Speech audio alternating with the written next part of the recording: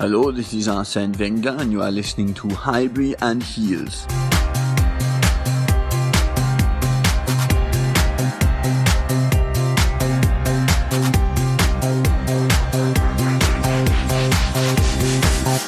Hi everyone and welcome to Highbury and Heels. Tonight I have with me Seema. Hi Seema. Hi. How you doing? I'm good. I'm tired, but I'm good. How about you? Okay, apart from the football, which we will get to in a moment. And we have our girl in La La Land. Hi Sophie. Hi, how's it going, girls? Okay. We're missing one tonight. Sophia can't be with us. So it's just the three amigos, as I call us. Nice. So it's not the Fab Four tonight, it's the three amigos. Nice one, Amanda. I like it. Hopefully the Fab Four will be back next week. So, girls, right, we have to start with it, I'm afraid. It has been our last match. We have to discuss it. The North London Derby played out at Wembley on Saturday. I think where do we begin? Yes, where do we begin? I went into hibernation Saturday afternoon and evening and just didn't want to really talk to anyone, even Arsenal fans. When you lose to that lot, when you grow up with that lot in your family and your friends and it like surrounds me, I felt like I just didn't want to talk to anyone. I just didn't want to talk to anyone. All I will say is this. We deserve to lose at least 5 or 6-0. So to lose 1-0 was flattered to deceive. Yeah, definitely. What do you think? You know what? I think it was, if it wasn't for Czech, I felt like Czech was the only player playing at a point. I was actually not supposed to be watching the game. I was supposed to be doing coverage for an event. And then the CEO of the company told me, let's go watch it. And I really regret that I did. Czech was amazing. Everyone else, I really, really, really don't understand. It feels like a broken record. We just keep talking about the same thing. Defense was shit. Our attacking players were not doing much. We were trying to play counterattack and it wasn't even working. It was just a mess. And I'm getting bored of the same thing over and over again. Seema, okay, so Kai, guys, can I just have like a minute here because I've got to get this off my chest, okay? I'm trying not to be too crazy, all right? And I don't want to go down the route that some fans have, and we'll get to that later with some of Amanda's points and stuff. But I was so depressed after that game. Even though we beat them 2-0 at our gaff earlier in the season, I came out of that game so depressed because you know why? I mind losing to Spurs, but if we go down with the fight and we lose 1-0, we were thrashed 1-0, right? And the truth is, and people need to hear this, our club is in free fall, and it has been for a few seasons now, all right? Our position in the league, our rivals rising makes most sensible fans feel like we've hit rock bottom, right? And I feel that I've gone through this meltdown, breakdown, rock bottom phase. And I wanted to talk to my girls about it because right now I'm at rock bottom. But here's how the meltdown began, right? The meltdown began on the 15th of August, 2012. It was a dark day. Losing Thierry Henry was bad. Cesc to Barcelona, both of them. But the true meltdown started when we sold RVP to Man United. We sustained the peace for a while because we kept qualifying for the Champions League and we went on to win the FA Cup the following season. The low translated to the fans. That selling of Robin van Persie was when the cancer started. It's when we all took a stance. Okay.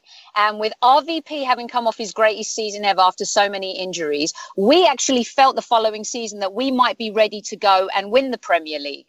But instead, what happened? He went to United and he won the league. Yes, we bought Santi that season, but no one bloody knew about Santi. Nobody knew how good Santi was going to be.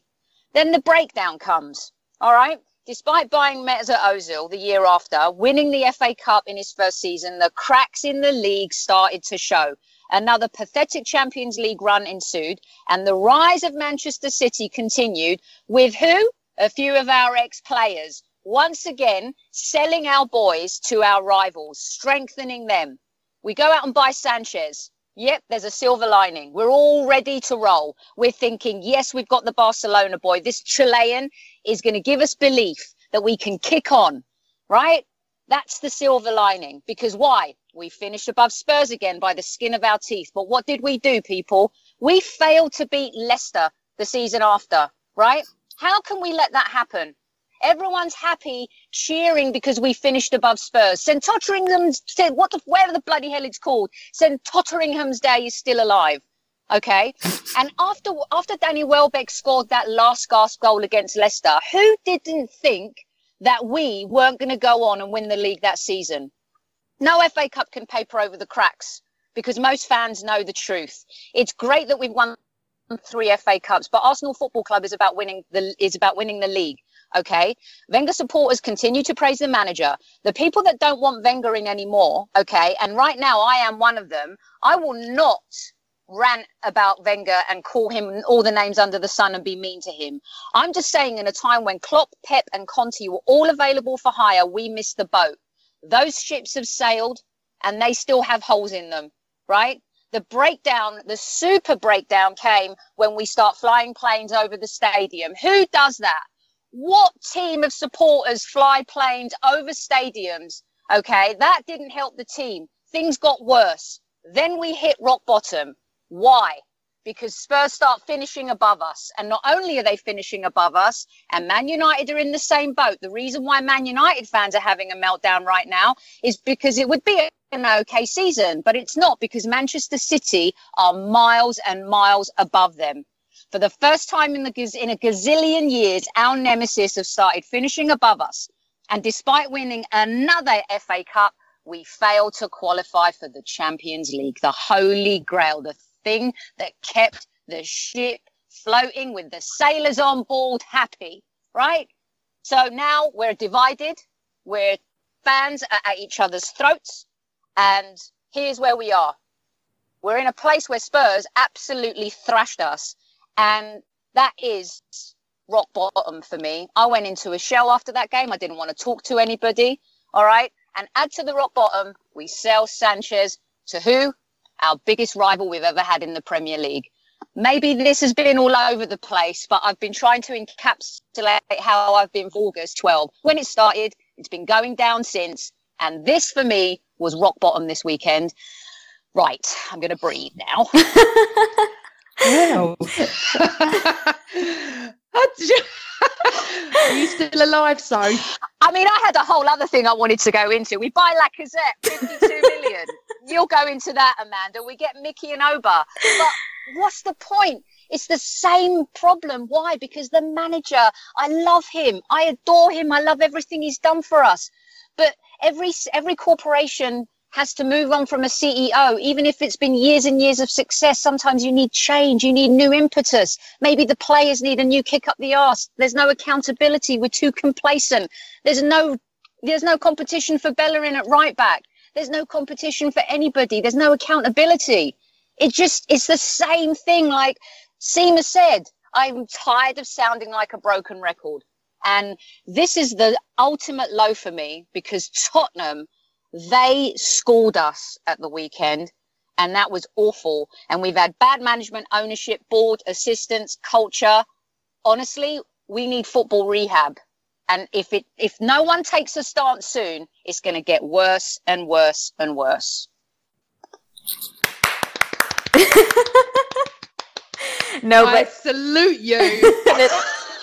I agree with every single thing you said. The only one thing I don't agree with is I could be mean to him. Yeah, I knew it, by the way.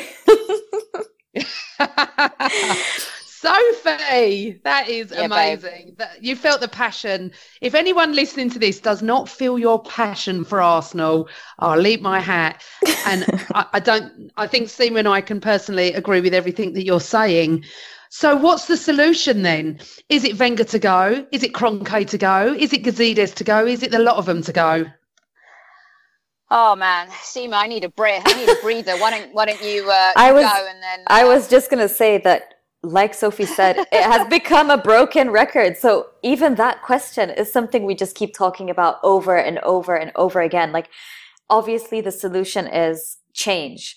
Whether it's management, whether it's Kroenke, whether it's whoever it is, we need an overhaul of the whole club. Yeah. So that is. I mean, let me ask you guys this, Seema. Do you think? I mean, if let's just say we had Tottenham's defence, let's just say we had Manchester City's defence this year. We had that whole that conversation last week about defending being a lost art and stuff like that. But let's just say our defence was as good as our attack. Are we the same team? Are we a different team? Do you guys feel like when great players come to our club, like Lacazette, and they become a shadow of their former self, like what is it? No, you've got to remember something, Sophie. Perez came to our club and wasn't a great player for the first season. Bergkamp had to settle in.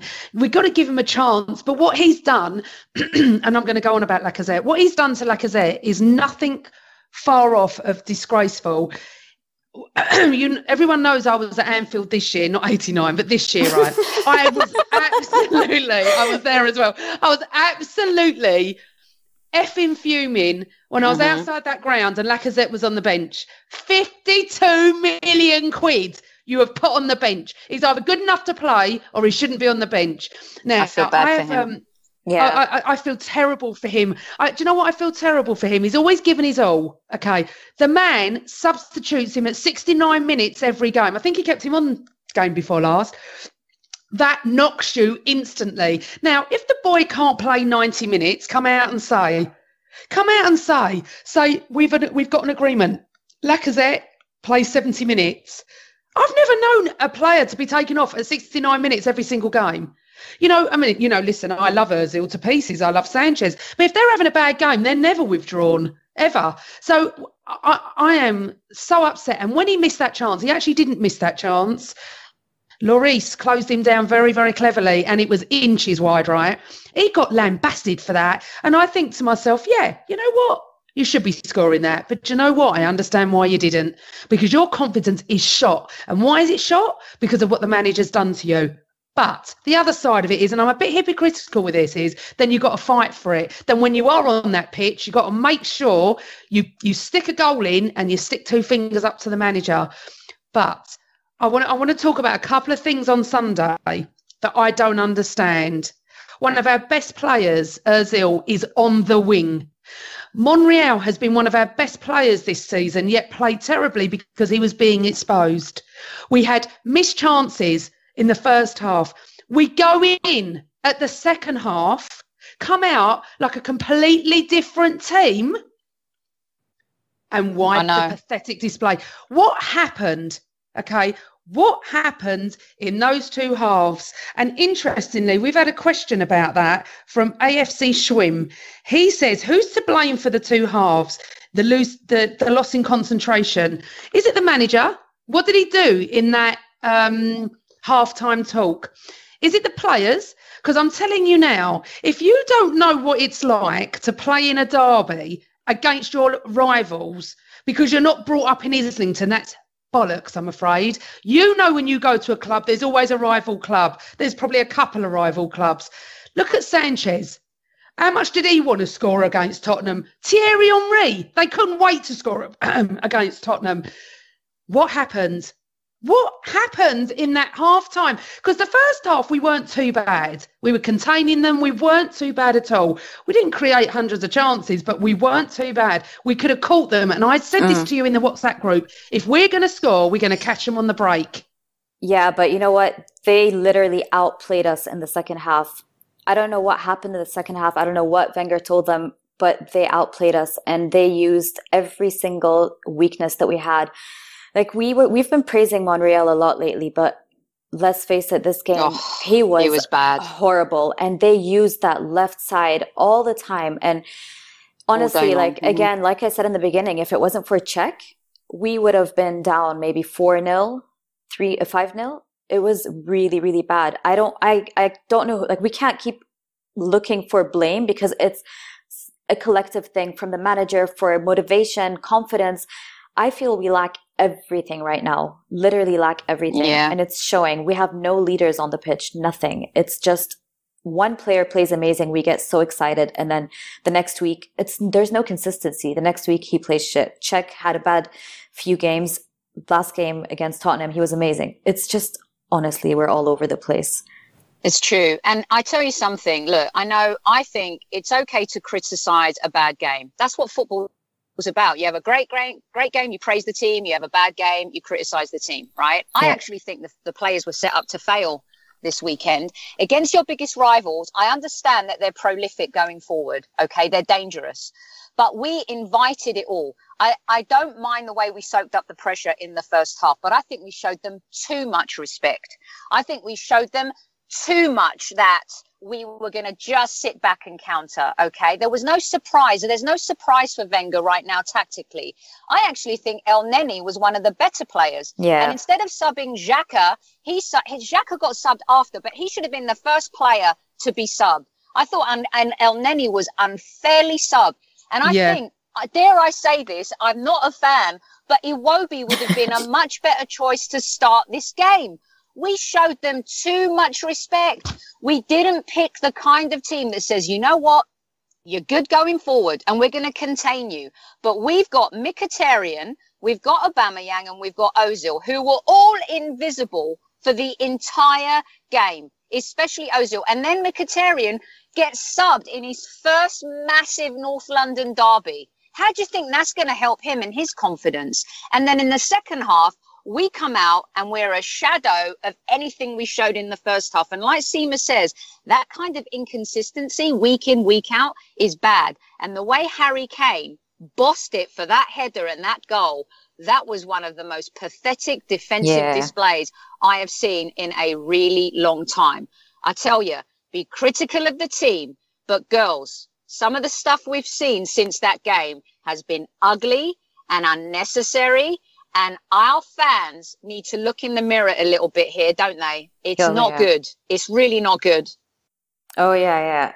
It's honestly like, and the thing is, though, we keep talking about the manager, the players, like everything you're saying is right, Sophie. But at the same time, we get players that come in for the first time and then we end up slating them on social media. And that's something that also plays with their confidence. And then we have players that right now are going through a whole lot of really bad media as well. But I think, Amanda, I know you really want to talk about this. So we're going to give you I want to talk about that. Our 89-second rant. So once I say go. And once you hear the alarm, you stop. Okay? Okay, darling. Are you ready? Oh, I'm ready. Okay, go. You know, what I saw on social media the other night with someone burning Lacazette's top. Now, we don't know if it was a Spurs fan or an Arsenal fan. I know that. But let's just assume it probably is an Arsenal fan, shall we? What person in their right mind videos themselves burning a shirt of a player that is lacking in confidence anyway, puts it on social media for retweets and tweets? I'm absolutely disgusted of what goes on. And let's go on to the fact that they tweet players. When people put me in tweets of players having a go at them, I tell them to take me out or I'm going to block them. How dare you? These players deserve not to have this bullish, attacking social media. Thousands of fans going at them. Because I'm telling you something, soon they won't be on social media because I wouldn't take it. How dare you? It's disgusting. It doesn't help them. Whatever you do, you need to help this team, especially now. Have some respect, for God's sake. Tweeting players and having a go at them. I am honestly, this is why social media doesn't work for me on this respect. And the fact that Iwobi came out with an Instagram post that I thought showed he was hurting, gets ridiculed for it. Stop. I was just going into my Iwobi rant. It was, you know what? Let's give her a bit of time added on, shall we, Seema? A little bit of extra time, because I really want to hear what you're saying about Iwobi. Yeah. Go on. Okay, so we're at the rant, but I'm just saying, I saw Iwobi's Instagram post and thought it was nice. You could tell he was hurting. You could tell he wanted to try better the next match. He doesn't come out. He doesn't have to come out and say anything. Yeah. females and males on social media today or yesterday went for him. And I'm like, really? Is it me? The kid isn't playing well. It's not his fault. Okay, he's been... Oh, he's like the scapegoat at the moment. Do I rate him? Not particularly at the moment. No, I don't. Do I think he's got potential? Yes, I do. But I think he needs to go on loan, and I think he needs to be given a break. But I have to tell you something. That pass he gave to, was it Lacazette? Was world class. You watch that pass he did. He's got potential. The kid's always had potential. But you know what? Arsenal fans are going to ruin him, because I'm telling you, if you continue this vitriol, it's going to knock them. Forget what Wenger's doing. Forget it. We need to be supporting our players. I completely and utterly agree. And as bad as I thought our defense was, you know, you can't kill them. You can't. And I agree about when people tag me and they're slagging off our players, I hate it. I tell them the same. I do not want to be part of that. And Highbury and Heels is not into that at all. This is a time where Arsenal fans, Arsenal people need to be unified and come together. The club needs us more than ever. We are too Jekyll and Hyde. This is the roller coaster ride. You know, this is the meltdown, breakdown, rock bottom moment. And, you know, we've really hit rock bottom. And the fact that we're in the Europa League against a team that no one has ever heard of, these are our truths. This is our reality. And right now we're so average that our points are closer to the bottom of the league than they are to Manchester City. That is unacceptable. But you also have to understand it's not all the players' fault. You know, when things go wrong at work, we're all in management positions, right? When things go wrong in work, who is the blame? The leader is the blame. Yeah. Right? The one that you've got to be the one, you've got to take people into those moments, and you've got to show leadership. And I don't think Arsene Wenger does, and Steve Bold definitely doesn't. If I've got to look at him on the bench one more time, I don't know what I might do. I don't know if there's another level after rock bottom. I don't think there is. Oh God, I agree. I completely agree, Sophie. And I know we've had this conversation previously. I think it was during one of our earlier pods where we were talking about Steve Bold. And I am so sick of giving him the excuse of, because Wenger doesn't let him do anything. I'm sorry, but if you are in any business and you see your manager doing anything that does not work, you tell him if you are strong enough of a person. So this is something that's actually really, really, really been bothering me so much as well.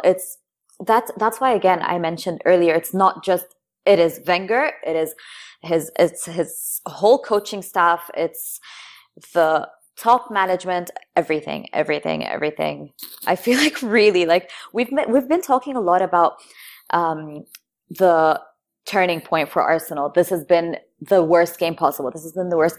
But like you said earlier, this actually was the worst game for us right this season.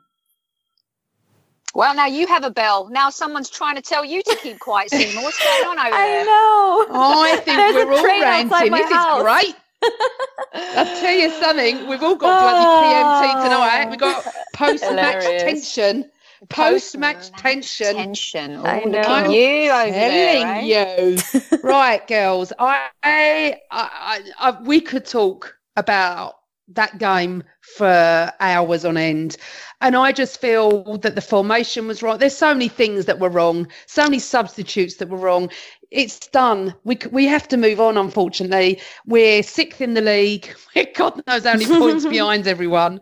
But up next in the Europa League is away 6:00 UK time to Östersund in the freezing part of Sweden.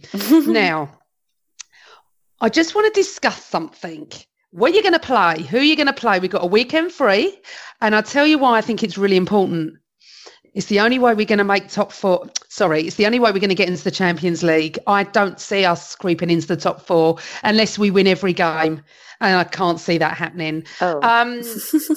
Seema, if you were Wenger, would you put the first team out, or would you play the Europa League team? Oh, no. He already said it. He mentioned it in his one of his press conferences, I think today or yesterday, that he will play the normal team because it's one of the only opportunities we have to be back in the Champions League, especially the fact that we don't have the FA Cup this season either.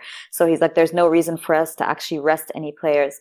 So yeah, definitely we'll play every single strong player that we have. And this time Lacazette will start, and I really hope people will be supporting him because Aubameyang is cup tied, I think, right? Yeah, he is for the Europa League. Mm-hmm. So yeah, it will probably be the first team, and I really hope it will be. And it'll be my birthday, by the way. So we have to win. Yeah. That's a good sign. Seema's going to be 21 again. Yeah. So I had this, do you remember Seema's way too young to remember. Do you remember the Brotherhood of Man, Amanda? Do you remember that band, the Brotherhood of Man? I'm way too young to remember, but yes, I do remember. So in my head, I was like, as I was thinking about this game, I was like, we had joy, we had fun, we played well in Ostersund. I know that song. Remember that? Yeah. I even know that song. Yeah, so I love that song, and it's shiny, and I feel that the team is going to bounce back, and I think that we've got all of our eggs are now in the Europa League basket. We are going Jose Mourinho in the Europa League as well. But listen, I think this competition was look, no competition is easier to win, but I do think that it's a little bit harder this year than it was last year, okay? The teams that have come out of the Champions League are then they're no lightweights, okay? And they've all got a point to prove. And there's one team in particular that I'm especially afraid of, and I think we all agree. What team is that? Crickets. Napoli. Oh, Napoli. Yeah, because I was going to say Atletico Madrid are not doing that well, yeah. Also, Borussia Dortmund. Sorry, darling. So if Napoli are top of the league. Of their league. Yeah, absolutely they are. It's no joke. It's not going to be easy. We're going to find ourselves against really good coaches. We're going to find ourselves against world-class players. We're going to find ourselves against, I think, tougher teams. We've got to avoid them at all costs as we progress into this competition. And like I said as well, Borussia Dortmund may be really not as great as they have been in Bundesliga this season, but they're still a dangerous team. And so it's not assured that we're going to win this thing, but we've got to go out with our best. And that's all we want to regain some type of, you want to keep players, you want to attract players. Champions League football, we know, is it. It's where everything's at. And without it, we're going to become Liverpool 2.0. And no one wants to be Liverpool 2.0. Okay, so I was on a podcast on Sunday evening, a live one, and I was asked this question about the Europa League, and I said it would be so Arsenal to win it. That the season that we've had, wouldn't it be so Arsenal to do that? And I got some comments back saying, how could you even think that? We're so terrible at the moment. They're not listening to what I'm saying. I know we're terrible. I know we don't have a defence. I know the midfield's in disarray. I know all this. But it would be Arsenal, wouldn't it, to do something like this? We won the FA Cup last year. We didn't play very well leading up to it. But realistically, of course, I don't think we have a chance. But it would be funny, wouldn't it? Yes, it would be funny. It would be glorious, less funny. But you're right. Like the FA Cup last year, no one gave us a chance against City. No one gave us a chance against Chelsea. We're playing City twice in the next few weeks. Yeah, and everyone is scared to death about it. And going into the League Cup, it's going to be that we're going to hear the same rhetoric. We're not good enough. We're going to get thrashed. We're going to get, crushed. And there is something about Wenger in those moments, in those finals, where he's able to raise the bar for the team. But I don't know. Are we too broken defensively right now to think that we can go there, especially against some of these teams that are left from? And look, some of these smaller teams, it's not easy to go to these places. It's not easy to go and think that, a lot of big teams have done that in the past. They go to these smaller teams and they expect the victory. That is the last thing that we can do right now, especially as Arsenal and especially as we're so vulnerable at the back. So, oh yeah, we've done that way too many times. Exactly. And as we head into the League Cup, we need confidence, girls. I mean, we need confidence. We can't go into those 2 games in particular. And after seeing the way City played against Leicester at the weekend, I think that's when I went to bed and hid under my blanket and didn't appear until Sunday afternoon. It was brutal. It was really brutal. You know what? It is, and it go on, Seema. I was just going to say, usually it's always either the second half of the season where we suddenly decide to wake up and we're playing our best football, or it's the complete opposite. But last season, we didn't have a great season. And then towards the end, we just kept getting worse and worse and worse and worse. And then suddenly the FA Cup happens and we were amazing in the FA Cup. So I really don't know anymore. It's so hard to predict Arsenal anymore. It's so hard to actually even think, is it possible to be like this? Is it possible to be like that? Can this happen? Can that happen? Zero idea. Inconsistency again. Okay, so we've had quite a few questions sent to us, right? I'm going to ask you girls this. It's from ZUE at NADA_Chong. Thanks for your question, Zoo. She says, or he says, I'm sorry, I don't know which it is. I'm curious about your thoughts on our away form, considering we're playing away on Thursday. Seems this is baffling for Wenger. So why is it we can't pull result outside of our home ground and at times look so abysmal, but yet we can at home? Again, this goes back to the fact we are so inconsistent. I don't know if you read some of the tweets that people were saying recently about Giroud leaving from North London to West London and still being shit.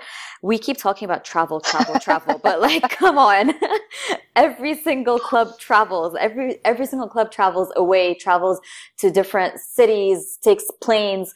We have no excuse to our away form. I don't even think it's the fact that it's home or away. I don't even think it's the fact that we feel our away form should be better, considering even our away fans are a lot better, not better, sorry, I don't want to say better, that's a bad word, but it's usually a lot louder when you go to away games. But it's weird. It's like we have some sort of conspiracy against ourselves when we go away. But it never used to be like that. It never used to. This season, it seems like we just can't really win away from home. It's bizarre, but then we play at home and we play some good football. I don't know what the hell's going on. Anyway, just changing it slightly, we've got another question, Soph, from Jamal Sarigolu at DJ Jamal Sarigolu. Sorry if I've said that wrong. He wants to know. That is a rocking name. I want to hang out with Jamal Sarigolu. I'm laughing at the fact that Amanda is the worst person to pronounce names. I know. Uber for Amanda. You've given me this task, and you really don't understand it. Well. I'm just doing what I can, and I reckon I've said his name properly. Well, he'll let us know. He or she will let us know. It's definitely a he. Okay. All right, then he'll let us know. Jamal Sarigolu says, why does Wenger destroy players by playing them in the wrong positions? And I'm going to say it again. Why was Ozil on the wing on Saturday?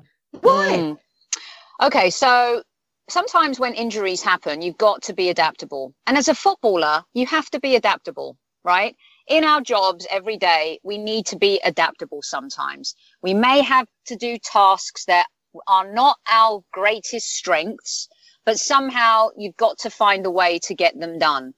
And I think sometimes this is where the player needs to rise above and be part of a team. This isn't a team of individuals. This is a team sport. And look, Pep Guardiola has made Fabian Delph one of the best left backs that we've seen this season. How has he done that? How do certain players respond to it and how do some not?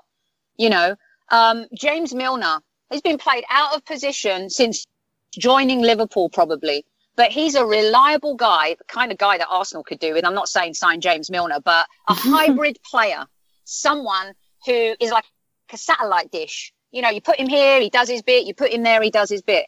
And I think that it's really down to the player. On this occasion, I'm not going to blame Wenger When he does it because of his ego, because he thinks he can, that's when I get pissed off. Like, there was no reason to play Ozil in that position on Saturday, especially when we've got Mkhitaryan and Aubameyang and we had Iwobi on the bench. OK, that is where he got it wrong. And so I think it's a little 50-50, but the player also needs to rise to the occasion. On Saturday, however, I think he made a really big mistake.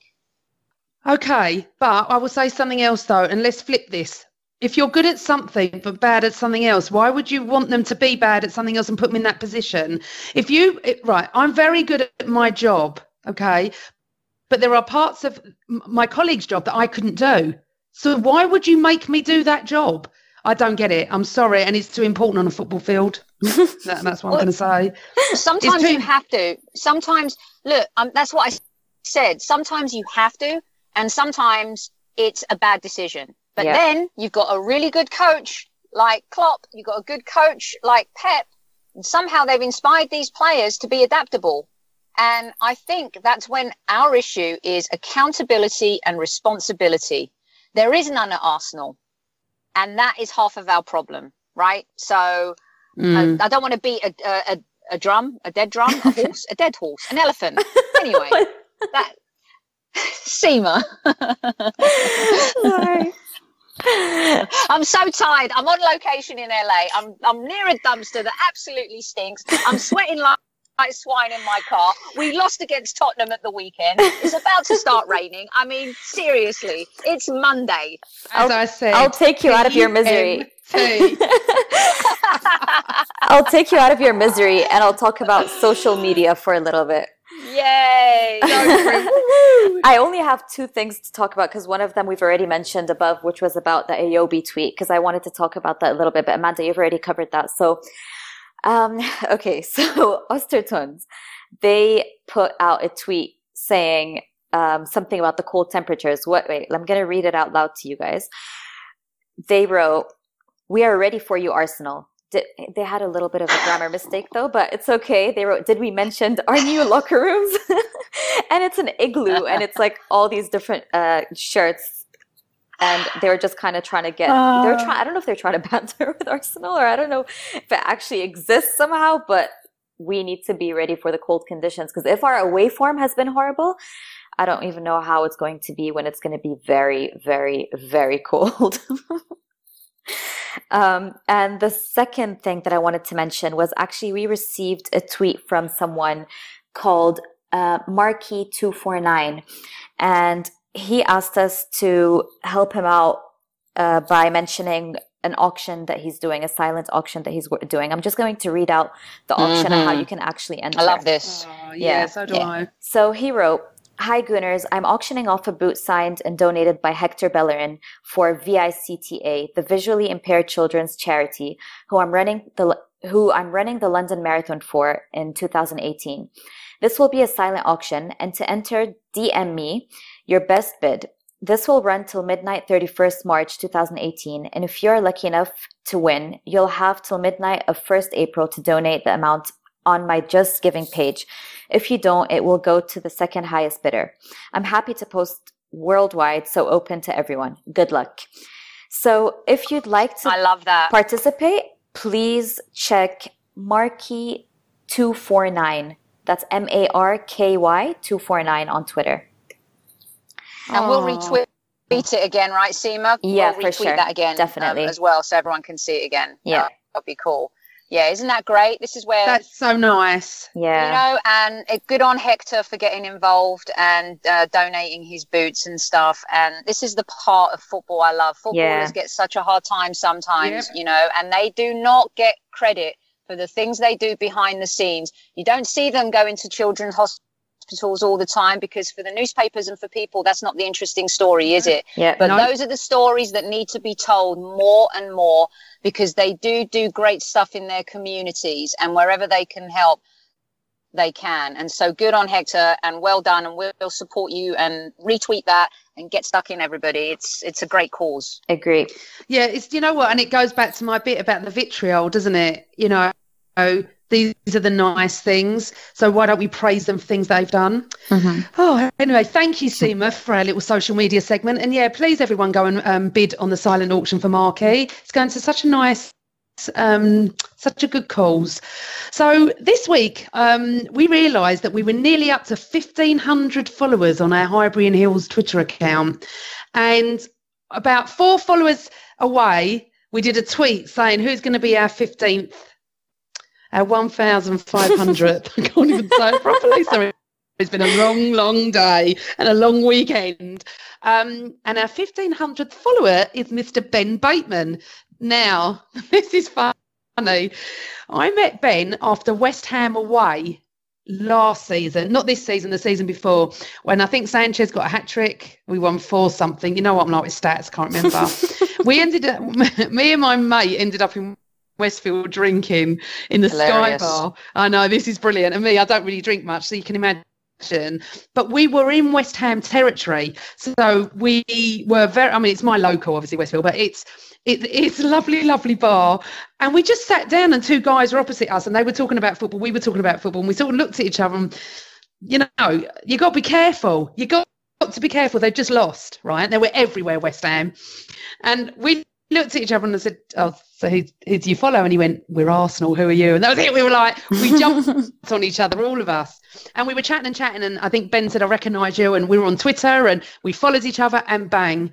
And we met and we had such a good, you know, a good hour talking to them. And then he's followed us on our Highbury and Heels. Aww. And he's our 1,500 follower. Well So done, Ben, mate. Brilliant. Thank you. Ben Bateman, this is your shout out from us. Isn't that a nice story? Yes, Mr. Bateman. Totally. Welcome to the Highbury and Heels squad. Grab your shirt, get stuck in. Exactly. Follow us. We're over 1,500 now. Thank you to everyone. Seriously, we've started off from 0 and it's just 1,500 people follow us. It's just brilliant. We hope you will enjoy the podcast.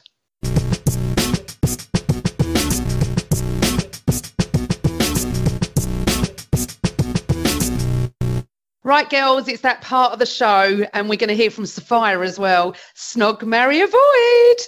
Right. Great Arsenal centre halves, because I'm pissed off with our defence. So we have... I'm so pissed off. You won't be pissed off with these 3. Tony Adams, Sol Campbell, Martin Keown. Wowzer. Wowzer. Right then, fine. Okay, so I think I'm going to... Okay, this is really tough because there's several reasons why's and why's not, but I'll just get on with it. I think I'm going to marry... oh my God, I can't even. Okay, I'm going to snog Sol Campbell because I think he is a bit tasty and, you know, and he seems like a lovely fella. And I'm going to marry Martin Keown. I know you might be shocked by that, but I feel like he's got, to me, as a defense, you know, he's together. He was always a good professional. I don't really remember too much of a scandal with Martin Keown. I feel like I could trust him. He'd be a good husband. He's organised. He's very vocal, probably be good with the kids, you know. So I'm taking all of his defensive attributes and I'm putting them into a marriage scenario. And so therefore I'm going to marry Martin Keown. And I'm going to avoid Tony Adams because I can't be married to someone who can't have a glass of champagne. Done. I'm out. Okay. Seema. Well, I'm going to marry Sol Campbell because 1, I find him really good looking. 2, well, that's not why you marry someone, but that just helps. 2, the fact that he put Tottenham to shame and left them and came to us, that just makes me want to love him and marry him more. And I will snog Tony Adams because he's Mr. Arsenal. And I hate avoiding anyone, but I will have to avoid Martin Keown. Oh my God, Seema, we've got the same. We've never had the same. The reason I'm avoiding Keown is because he's fucking scary, and I don't think I could live with that. The reason I'm going to marry Sol Campbell is because it's going to piss off every flipping Tottenham fan I know, and I would just parade him around as my husband in Tottenham area because it would so piss them off. And Tony Adams to snog because, yes, Seema, he is Mr. Arsenal, and I'd snog him all day long. It's you guys. So, Sophia, who would you snog, marry, avoid? So I see you've gone for a defensive snog, marry, avoid with Tony Adams, Sol Campbell and Martin Keown. And I'm going to tell you what my picks are. So I'm going to snog Tony Adams just for being our Captain Fantastic for so many years, led us to so many titles in 3 different decades. And I just want to say thanks for that. I don't think it's going to be a long snog, though. I think it'll be more of a peck with no tongues. But, you know, I'll give him a little... He won't forget my little chunky lips. But anyway, I'm going to marry Sol Campbell because not only is he a good-looking chap with a banging body, I think he's the most sane one out of the 3. And if I'm going to be spending the rest of my life with any of them, I want to spend it with somebody who's a bit sane and a bit of sanity. I don't need any more madness in my life, thank you very much. So that means I'm going to have to avoid poor Martin Keown. I do love him, bless him, but I'll be happy not to ever to have to score with Martin Keown, if you get my drift. And that's my choices. Right, ladies, we're going to wrap up the show in a minute. I just want a quick prediction from you. I want home and away and home, actually. Ostersund away. Okay, so let's do it like this. Instead of saying what you think it's going to be away and home, tell me what you think the aggregate score is going to be. Seema. Oh, God. I will say 4-1 for Arsenal. Ooh, yes. Almost. 2 legs, yeah? Yes. Okay. Soph? Almost the same as me. I'm going to go for 4-2 to us. Okay, I'm just writing these down. We're gonna let in some goals. I mean, I hope not too many, but we're gonna let in a couple here or there. Okay, I'm going for 5-1 over aggregate. Okay, that's what I think. Okay, and what about our girl Sophia? What do you think she's going to say? So I'm going to give you my Ostersund predictions, home and away, or should I say away and a home, which is the order in which we play them. So I know that we're overwhelming favourites, but I really wouldn't take them for granted. They finished second in their group, which also had Athletic Bilbao and Hertha Berlin. They only lost 1 game, so that tells me that they're no pushovers. In fact, I'm more worried about the fact that we've only got Lacazette as our 1 eligible striker for the Europa League. Sorry, Danny Welbeck, but your shooting skills are very debatable and you just panic too much in front of goal. But yeah, no, the fact that Lacazette's our only eligible striker and his confidence is totally shot, that worries me because I don't see where the goals are going to come from. That being said, I do still think we'll be too good for them and that we will get past them. So I'm going for a 2-1 win at their place because I can't remember the last time we kept a clean sheet. And even if Ospina's in goal, I still don't think we're going to keep a clean sheet, but that's that. Czech or Ospina have to go as far as I'm concerned, but that's another matter. Back to the predictions. I think we'll beat them 4-1 at the Emirates. So we'll go through on an aggregate score of 6-2. I'm just hoping that we don't get Napoli in the next round because they're currently top of Serie A. They're absolutely flying and they scored an amazing goal on Saturday. If you haven't seen it, I think you should check it out because it reminds me of how we used to play. It was fluid, the passing was beautiful and the finish was sublime. It's how we used to be. It's gutting, but there you go. Right, I would like to say a big thank you, and on behalf of the girls as well, to say all the lovely private messages we received regarding what was said about us. We're not here to discuss any other podcasts. We praise other podcasts. I love listening. I listen to at least 5 or 6 others. I'm guest on quite a few others as well. We're very supportive to all Arsenal podcasts. And that's the end of it. All I want to say was thank you very much for your messages and we are fine. Seema, can you tell us our media handles, please? Of course. To follow us on Twitter, it's Highbury Heels. And then if you want to follow us on Instagram, Facebook, and YouTube, it's Highbury and Heels. We would really appreciate if you can send us your feedback, comments, rate us, and let us know what you think of our podcast in general. And I would like to say to you two girls, au revoir. Bye. I had to start my car. And put the air conditioning on. So if you can hear noise in the background, I don't care. I'm burning up in here in the old La La Land. All right. Okay. I personally hate you. It's so cold here, and I'm sure Seema has got lovely warm weather as well. But me in London, it's cold. So you get on in La La Land, and we'll speak to you next week. Thanks for coming on, Soph. Love you guys. Thank you. Love you too. Seema, enjoy Dubai and get to bed. Thank you. Will do.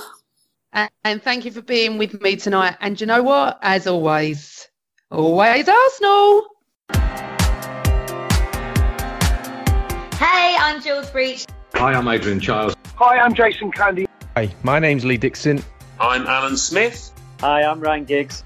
Hello, I'm Matt Lucas. Hi, I'm Andrew from Arseblog. I'm Gary Lineker, and you're listening to Highbury and Heels.